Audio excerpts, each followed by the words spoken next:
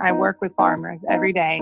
They call me 704-975-3239. It's my cell phone number. They call me every day and ask me how to make their family farm stay in the family. And I just want to scream it from the rooftop. I know how to make it. I can help you. I see it every day. I help people every day. I know I'm making America great again by helping these farmers. That's Jessie Johnson. She's a healthcare educator and consultant and founder of Purple Peace LLC, and she's also an industrial hemp research permit holder here in Pennsylvania. This is the Lancaster Farming Podcast. I'm your host, Eric Herlock, and on today's show, get ready for a fun, informative, wide-ranging conversation with Jessie about cannabis in America and how Purple Peace can help farmers become profitable by growing hemp.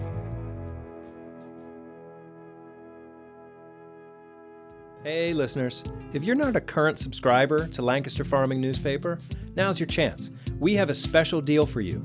Just go to lancasterfarming.com/podcast deal for a discounted offer on the #1 agricultural newspaper in the Mid-Atlantic region. So check it out, lancasterfarming.com/podcast deal. Okay, back to the show. Welcome to the Lancaster Farming Podcast. Could you introduce yourself for us? Absolutely. My name is Jessie Johnson. I am the founder of Purple Peace LLC, which is a healthcare consulting firm. I have been in the cannabis space for about 12 years now. I started from the home care arena, and I recognized the need for cannabis regulation at the home level many, many moons ago. And I have been working every day towards that goal of making sure people feel comfortable in their own home and are provided the care that they request, and that's the bottom line. So I started an agency, and that finally came to fruition with a name a couple years ago. And after touching the lives of over 100 individuals at the home care level, I learned that it's time to make this a nationwide effort. And as such, I have offices in Charlotte, North Carolina, Juneau, Alaska, Dallas, Texas, Sacramento, California, Weedville, Pennsylvania, which is intentional and absolutely effortless. And the last place that I have on my agenda is Charlotte, North Carolina, which is what I call home. Okay. And I don't know if you knew, but tobacco industries all profited out of Charlotte, North Carolina. So I get to exercise some of their pathways, very much so. And we just recently seen how a bunch of them jumped on board with acquiring new licenses. And so it's just a matter of understanding really the direction of the business to understand how to make these mom and pop shops profitable, because it really is their experience and their expertise that these tobacco industries are exploiting in order for a profit. So let's just figure out how to make them money in the process too. And that's where I come in. You're a permit holder here in Pennsylvania. So how did that come together, and what was your goal in getting the permit in Pennsylvania? The goal today is the same as it was then, and that's unlimited acreages. And the only way that goal is accomplished is through a institutional partnership. And the Farm Bill is a huge thing, Eric. Everyone wants to talk about the Farm Bill. Everyone wants to think that this Farm Bill is the act of all acts. And having argued face to face with these senators and these congressmen and sneaking into these rooms just to answer their questions from an unbiased opinion, the reality of it is it's always going to be a state issue. It's always going to be dictated by the state. Right. And the state of Pennsylvania is the pilot program. What happens in Pennsylvania does happen in all 50 states.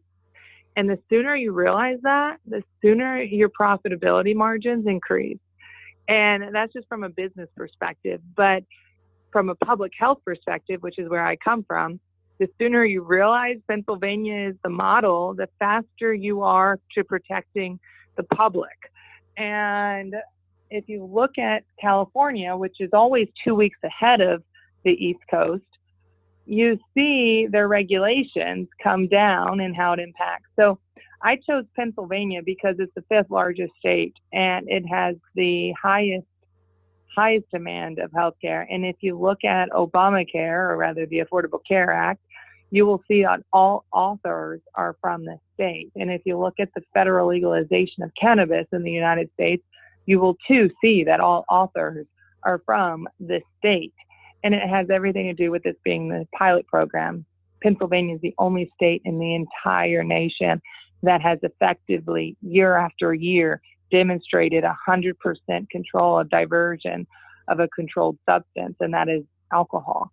Alcohol is only purchased by one person in the Pennsylvania state, and that is Pennsylvania. No other state are you allowed as a business owner to purchase alcohol. And if you look at from our cannabis industry, our farming industry, where do we get our seeds? And the goal is to be from Pennsylvania, just like they do with their alcohol. So that's what we're looking at. That's the future that we're anticipating. And New York is an example of it, for sure. I'm working with a New York applicant right now, and she has everything that the state of New York needs in order to accomplish their goal. And that is research. And yet these huge organizations come in and they try to acquire the baseline of what research is, what commercialization of this product is. But yet I'm sitting here right now today talking to you in Pennsylvania out of Miami in this hotel called One Hotel. And everything in this hotel can be made out of hemp. And it's just a matter of having the right people to talk to the right people to understand the distribution channels. And once these distribution channels open up, then we're going to see a revitalization of our crop. Everything is going to be about the hemp plant. There's over 50,000 different uses. It's just a matter of time before we educate the masses on the legalities of the hemp plant in order for us to actually be profitable. So that's what I do every day is I talk to these farmers. I talk to them in the drones, and I just want them all to know that I'm here to help you. I want everyone to know that you can provide a service to our industry that no one else can.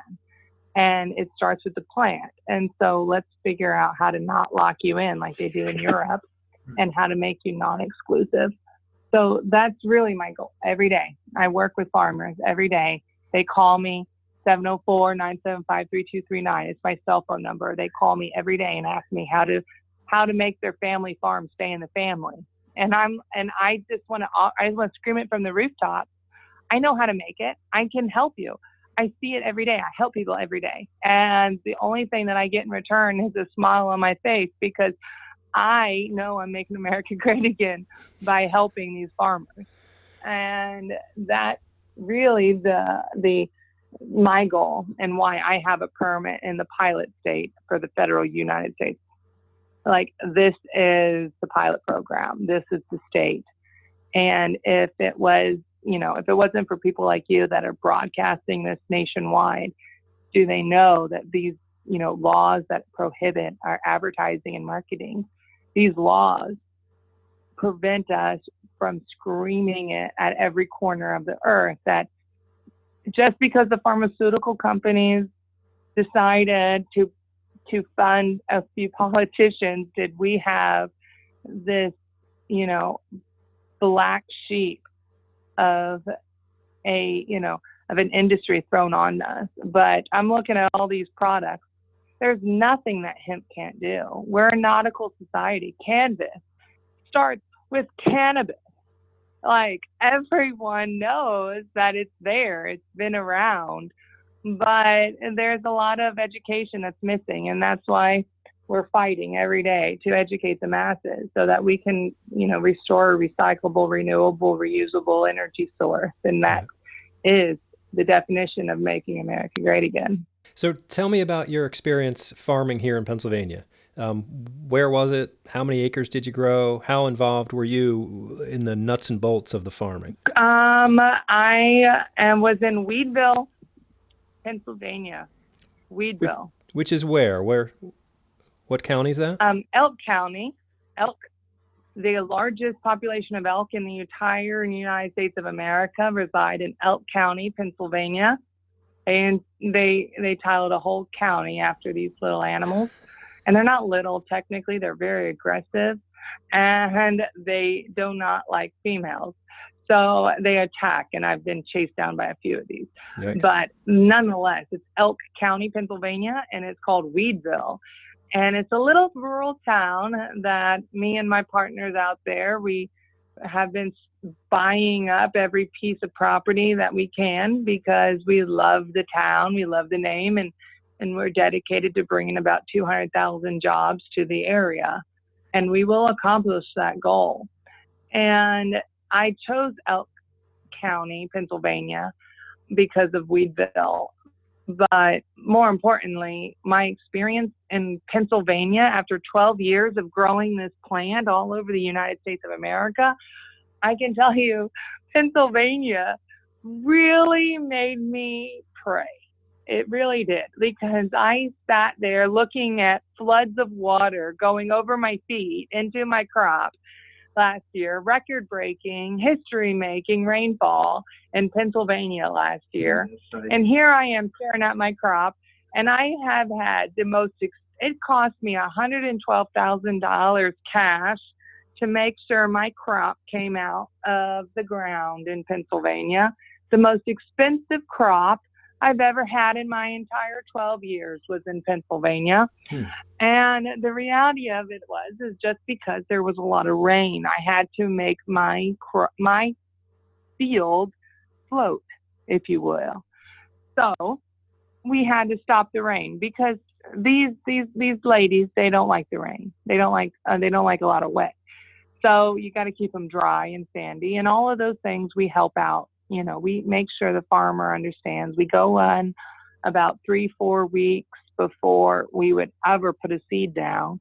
And we talk to the farmer about the ground, and we look at the topography, and we understand the geography, and we understand if this is going to be profitable or not profitable. And most farmers have plenty of farmland. So we pick the area that makes sense. And this area that we picked this past year was in a valley, and it happened to have over 100 visitors a day to our farm without advertisement. Okay.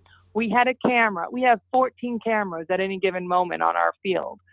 And there is literally every minute in June, did you see someone drive by our field? So I know based on that data alone that people want to learn. And that's my job. I need to educate. And everyone needs to educate. But me, I'm a certified educator. So I'm going to educate because that's what I took an oath to do. So bottom line is we have these fields all over the United States. I have over 100 acres scheduled. I have 3,000 acres technically planned for next year. But the state of Pennsylvania refuses to allow us to go over 100 acres unless we have an institutional partnership. I talked to a few of them. There's only 3 colleges in the entire state of Pennsylvania that have applied for an application to learn about our hemp plant. Only 3. Out of all of them, only 3. So what's that, Del Val, Penn State, and Thomas Jefferson? No, not Thomas Jefferson, you'd think, right? Because they have the whole hemp, but that's all about money, dude. That has nothing to do with learning. That is all about community benefit so that we can get some license to grow marijuana, which is the cousin of hemp. And that all is just a facade, just to say, hey, give us more points on our community benefit scale because we donated $5 million to this college. That's nothing more than a shell. And that's what that is. That's exactly what that is. You ask any researcher, any professor, any educator, what's going on in that building, and they're going to tell you nothing. And that's the answer. It's because it was nothing more than a facade. And it's unfortunate, but they're all over. for instance, Star Processing Inc., who is based in Pittsburgh, who is 100% capable of processing all of our hemp. But yet I submitted my NDA to them, my mutual NDA, and they crossed through all of the circumventions. And when I asked them about it, their response is, we're going to do this and we're going to do it at a larger scale. And my answer to them is, who are you going to learn from? And their response is you. And okay, good luck with that. But it's like, you don't pay to be a guinea pig in this industry, and yet all these big companies want you to be. I want to go back to something you said a minute ago about that you're going to bring jobs to Elk County. Oh, yes. How many jobs do you want to bring there? And that by 2020, I have projected 200,000 jobs. And it's because I'm from the Northwest. I know what manufacturing jobs look like. Okay. And this is exactly the jobs that we need. And the county is all in agreement. And our philanthropists out there are all in agreement. And it's all about, actually implementing what you say you're going to do. So we have over 200,000 jobs planned. I'm looking at the population of the county. There's only 30,000 people in Elk County. Where are you going to get the people from? Oh my goodness.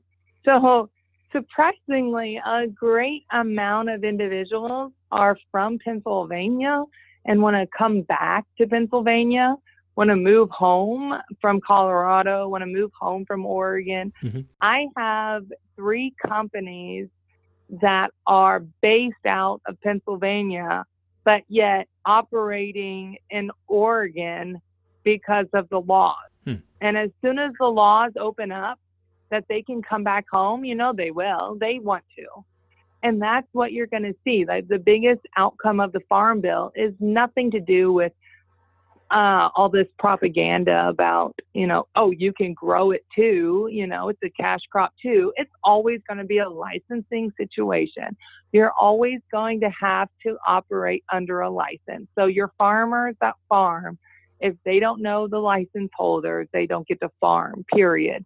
And anybody that sells you any of the other bull crap is just selling bull crap.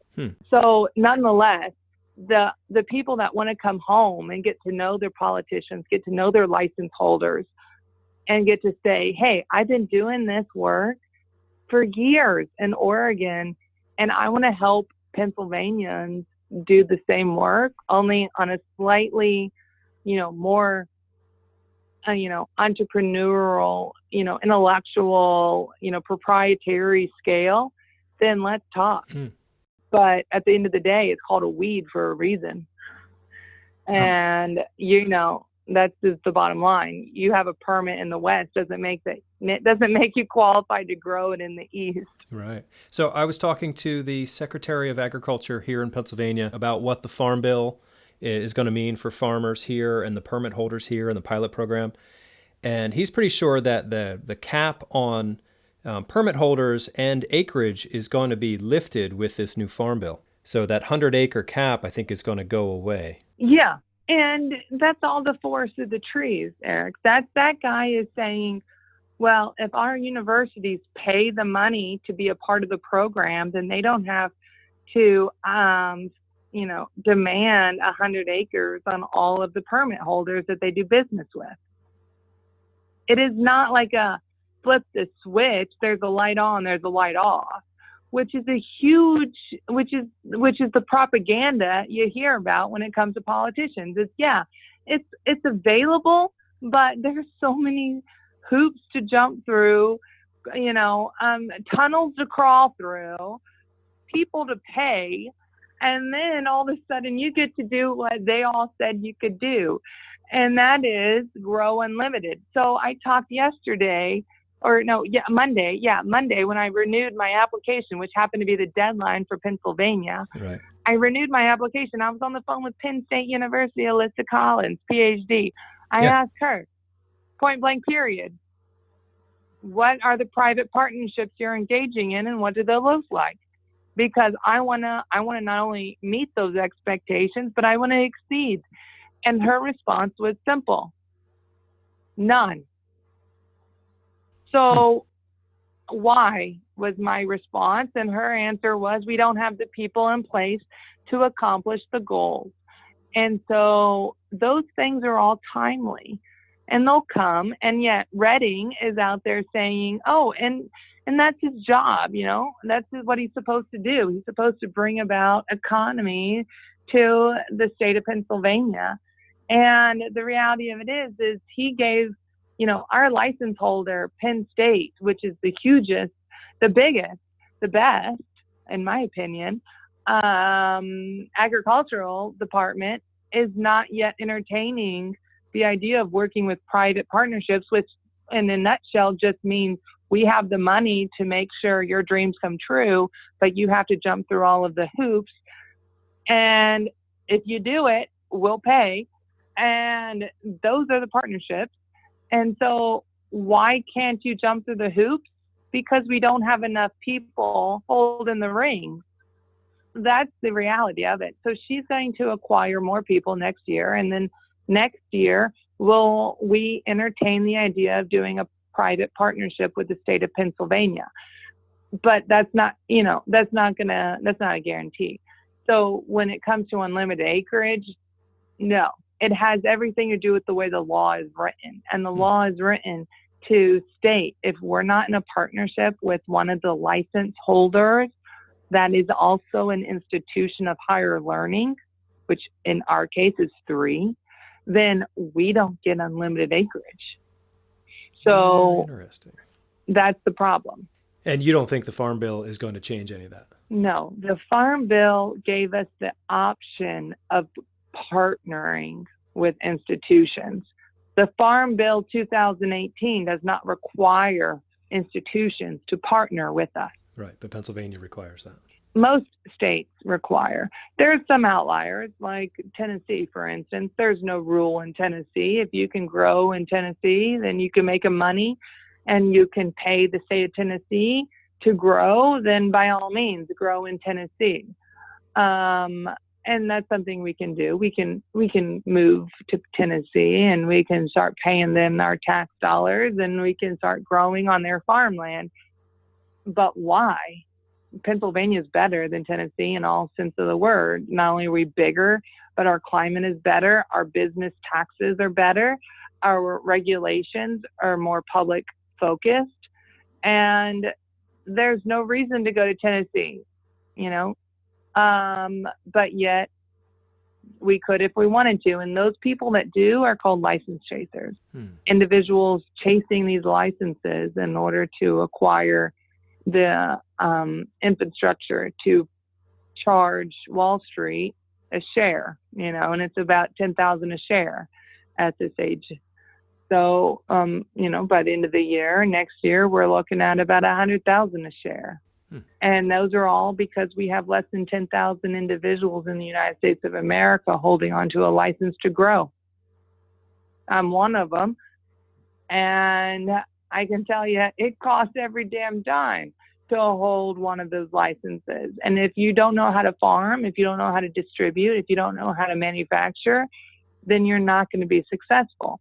So what I've designed is a team of specialists after 12 years that there's not one seed that goes in the ground that we don't know the buyer. We don't know where it's going. And most farmers can't do that today with their soy or their corn or their hay. You know, there's ideas, but there's no guarantees. And that's what I want to offer to everyone, that my pre-planning, my preparation, you know, my protocols state, if there's not a buyer, we don't do the work. Right. And the work simply says farm. And farmers know how to farm. So why not get them on board with farming a crop that's similar to corn, but takes a little more love, because she is a female, let's be clear here. And she just will perform every time for you if you prepare and you align with the right people. So do you see hemp or cannabis as a disruptive force in healthcare or as sort of an ancillary industry? Good question. I have a master's in healthcare administration, and I'm formally trained to run a healthcare organization like a hospital, and CMS made it crystal clear that you have to have an MHA in order to accept CHS dollars, CMS dollars. And I can say that law was intended to make sure the community didn't benefit from the community plant, and that is cannabis. Cannabis is such a disruptor. There is nothing that the cannabis plant can't do that all our pharmaceuticals are striving to achieve. And that's a guarantee. That is a guarantee. I have spent a lifetime working to proving that fact.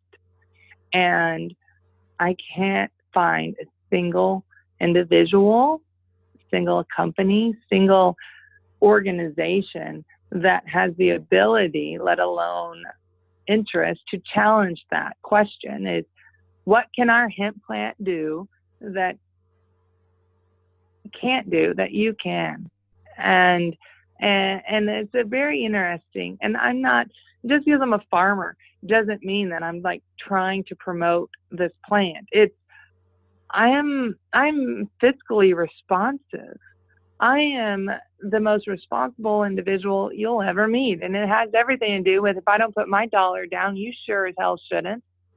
And the question is I'm formally trained in healthcare, and yet you're devising drugs that do what this health, like you're looking at the same data that I'm looking at. There's 95 patents in the United States government. The CDC has 95 patents that our hemp plant cures, and we're not allowed to use that word. We get federal charges held against us for using that word, and yet you have 95 patents that state that it does it. And it's just like, why does that make sense? And the response is simple: who's paying for it? And Epidiolex, that's one of the 95 patents. That's the 95th patent.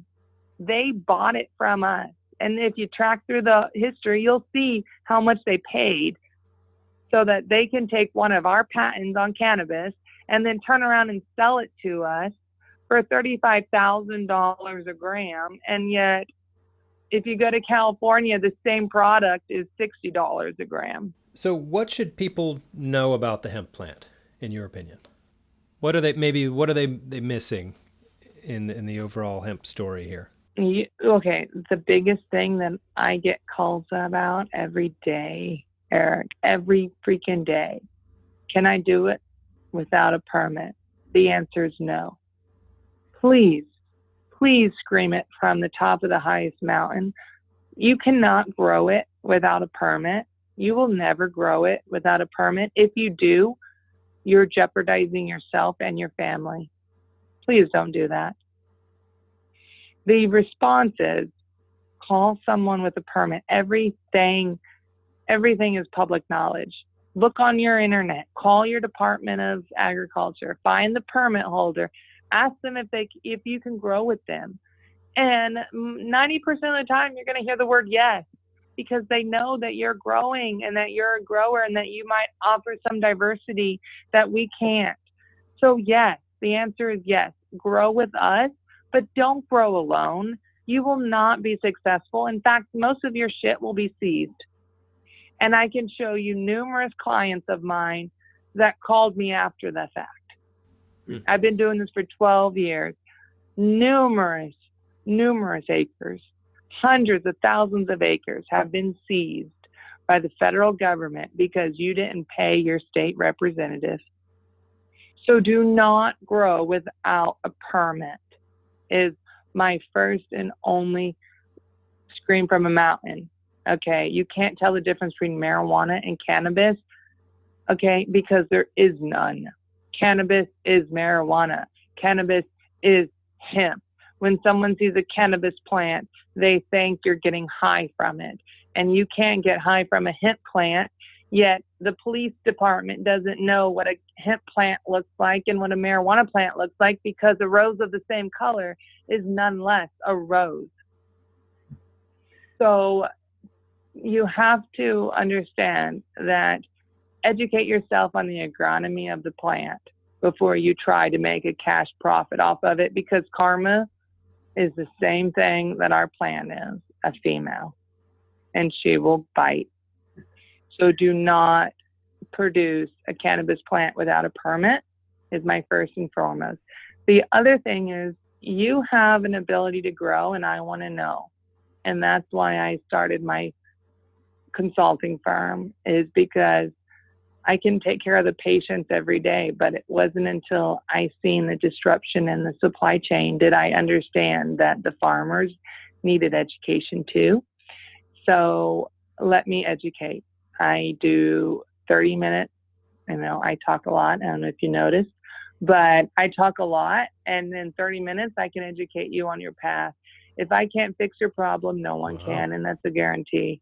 After 12 years, talking with the right people, having a permit in this property, like, it is clear that I know how to make you profitable.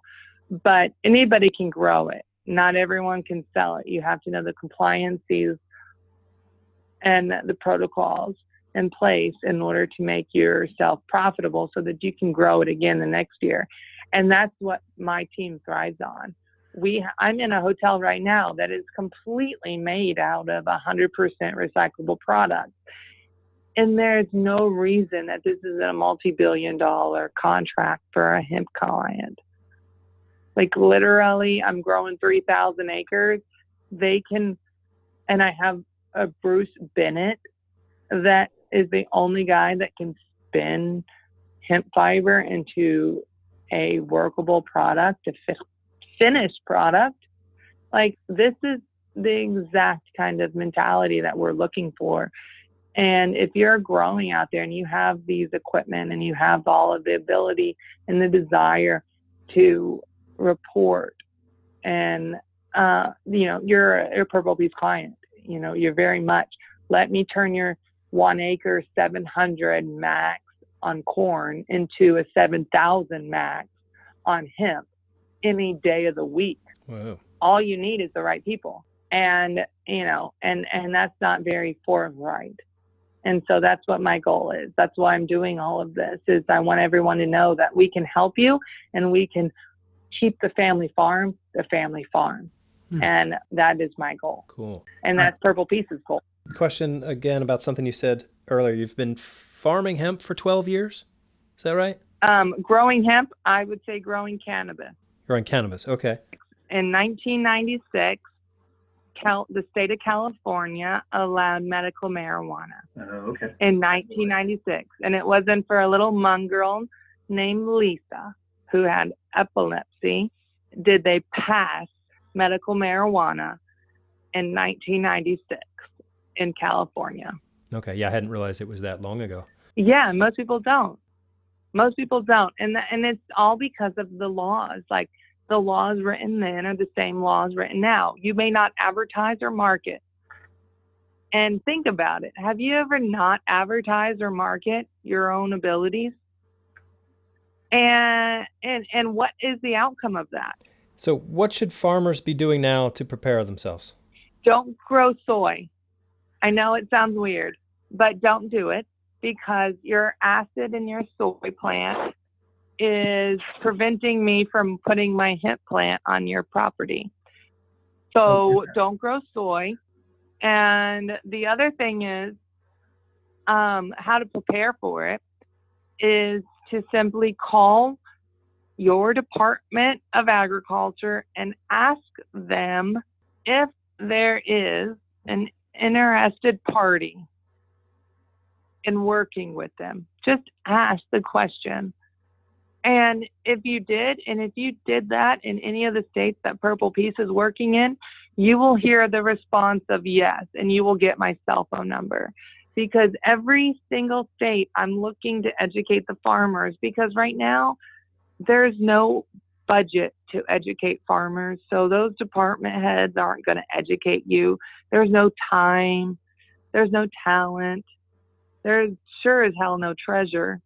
And I can tell you that if it wasn't for me educating individuals who educate individuals who educate individuals, then it would not be where it is today.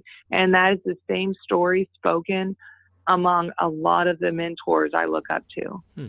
Who were some of your mentors? Well, one of them, my favorite, is Joy Beckerman. She is in New York. She's a little hemp guru. She cracks me up because she can just do anything in the world. She's like the MacGyver of hemp. It just cracks me up. She's like, you need a blanket? I got your blanket. You need a toothpick? I got your toothpick. You need a hat? I got your hat. She's like, she cracks me up because she can put together anything in a matter of moments. Joy is her name, and it's suiting.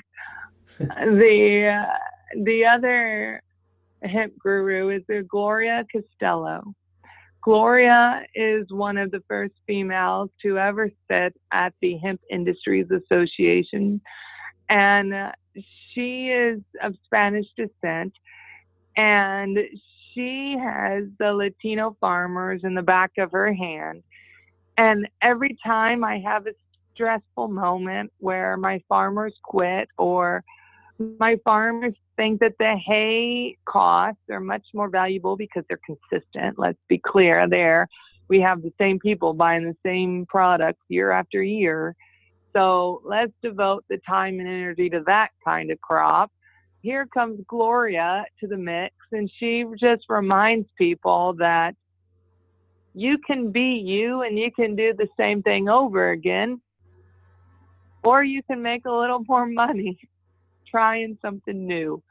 And if you don't do it, she'll bring on an intense fleet of Latino farmers that will do it for us. Wow. And that's my favorite thing about Gloria is that she gives me the safety net of educating our American farmers to farm for America. And if they choose not to believe me, if they choose the propaganda and the oil companies and their ethanol and corn, at the end of the day, if you can't eat the corn, you might as well grind it up and make it into ethanol oil. Those guys are still there. They'll buy it from you for the pennies on the pound. And I charge $4.20 a pound, FYI, and 1% for every CBD you get. So it could be a minimum of $14.20 a pound per bale of crop that these corn guys, are paying 20, 30 cents a pound. So, they're oil companies and they're consistent and, kind of thing. But nonetheless, Gloria cracks me up because she has always been the safety net. And so she's one of my mentors. The other one is Richard Rose, who is the first guy to ever have a hemp license in the state of Canada, or the country rather. And he is the smartest guy I know. He likes to say, I'm the consultant your consultants consult with before consulting. And it's true because I'm a business consultant and I consult with him before consulting. And it is because he knows exactly the costs associated with the act. And I have the idea in the contract that they're willing to pay if you do the act. And he says, well, if that doesn't work out, this guy will pay this. And I really enjoy those kind of guys for sure. Without being much said, is if you grow with us, we will have an outlet for you, and we will make sure you're as happy with us as you are with the next guy, or you don't have to stay with us. And that's the uniqueness of Purple Peace, is we are the only ones, absolutely the only ones, that refuse to assign an exclusivity clause. And you ask everyone else in the Pennsylvania market, you ask everyone else in the European market, who are you tied to? And the response is always a name. And in my case, if it's not a color, then I don't want to deal with it. It's purple peas. And if you can't remember purple peas, then you're not growing the right plant. Because at the top of every plant, there is the color purple. And the only time when you see that color purple, do you know that you're actually making money off that plant, that she's happy and she produced you a color. And that color is when you cut her down and you make money off of that plant. And so purple peas has many ties to it, but point is we can't be profitable without a color purple. Where do you see things in 10 years? Where's the cannabis industry going to be in 10 years? The cannabis industry in 10 years is going to look like, let's say, I don't want to say plastic, but I will say that plastic has done a wonderful job in the last 10 years than any other material on earth. There's campaigns today to prevent plastic. So I can say that the hemp plant is on the same trajectory. It's 10,000 times stronger than cotton, than nylon, than plastic. And if you tie yourself, if you are in an exclusivity agreement with one of the less than 10,000 farmers able to produce hemp, then you created an empire. You created a monopoly. And so that's where I see it going. Because every state gets to choose. Pennsylvania allows 50. All right. I've been in states that allow 10. I've seen it where it's only 25 and we're at 50. So it just matters on who is allowed to produce and what skill set they have. So where does hemp go in 10 years? With the right amount of grant money, the right amount of entrepreneurship and philanthropy, we will see hotels like the one I'm standing in, like One Hotel, which is in Miami and New York, and it's all based on renewable.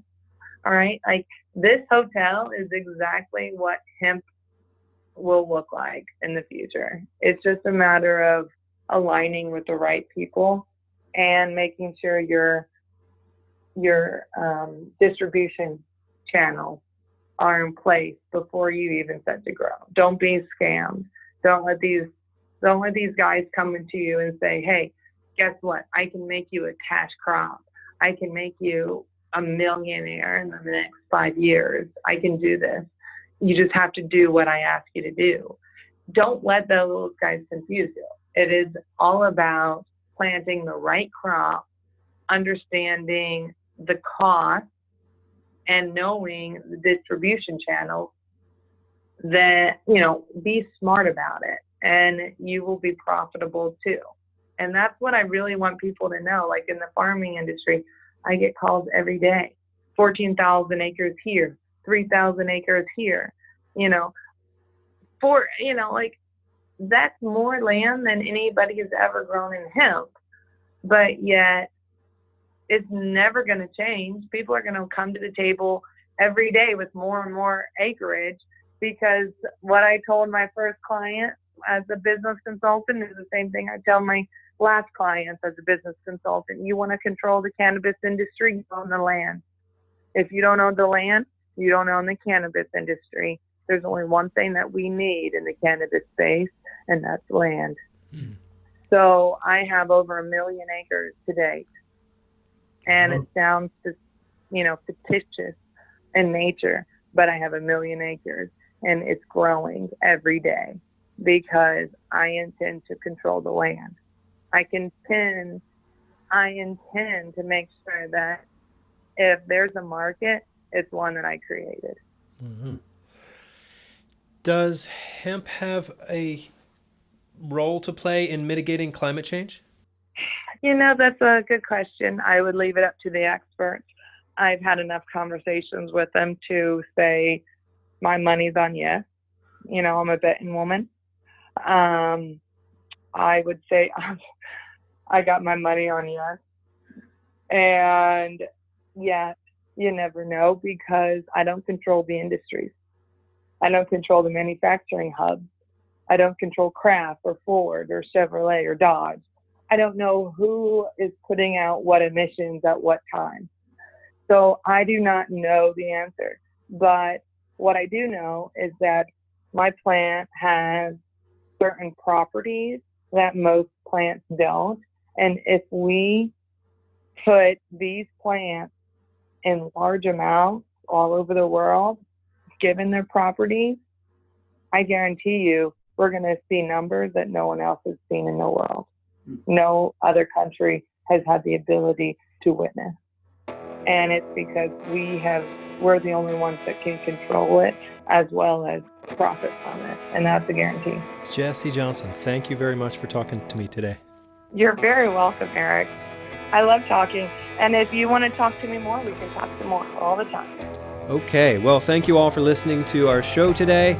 It's been a great pleasure to talk to Jessie Johnson from Purple Peace, LLC, purplepeace.com. Happy New Year, everybody. It's 2019. Can't wait to see where this year goes. I am Eric Herlock, digital editor at Lancaster Farming. Send me an email to podcast@lancasterfarming.com. And until next time, I will see you in the newspaper.